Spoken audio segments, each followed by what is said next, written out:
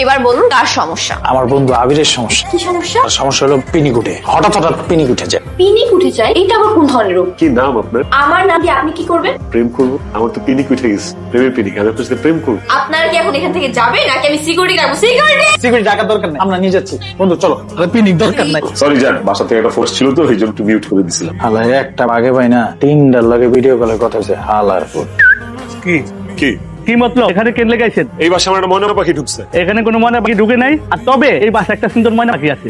ওইটাই, আমি ওই পাখিটারই হাজবেন্ড। এই যে আপু আছে বলছি। আপু, আপনার জন্য দুলাভাই অপেক্ষা করতেছে। দুলাভাই? কার দুলাভাই? উনি তো বললো, উনি বলে আমাদের দুলাভাই লাগে। আপনার সমস্যা কি? হ্যাঁ, আপনি আমার পিছনে আঠার মতো লেগে আছেন কেন? তোমার জন্য একটা গিফট নিয়ে আসছি। আপনার গিফট আমি কেন নিব? ভালোভাবে দিতেছি, না হলে কিন্তু চুমা দিয়ে দিব।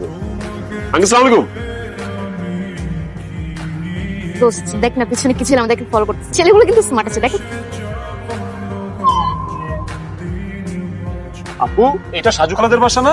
আপনি আপনার খারাপ বাসা খুঁজতে আসছেন নাকি রাস্তায় সুন্দরী মেয়ে দেখে বাইক চালিয়ে চালিয়ে ছেঁচড়াদের মতো ফলো করতেছিলেন? আমার মনে হয় কি আমরা ভুল রাস্তায় ঢুকে ফেলি। না না, এটাই কয়তলা আছে একটু খোঁজ নিন। একদম চুপ। নেক্সট টাইম যদি আমি ফলো করতে দিছি না, একদম যান। বন্ধু হাত কেটে গেছে।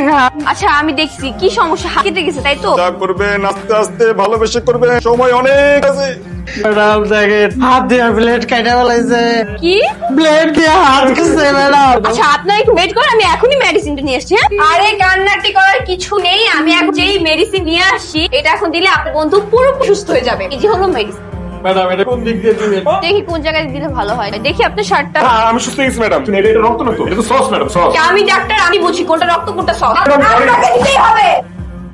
তুমি এইখানে আমার তোর সাথে কিছু ইম্পর্টেন্ট কথা আছে। বলে ফেলো। এই সাইডে যা।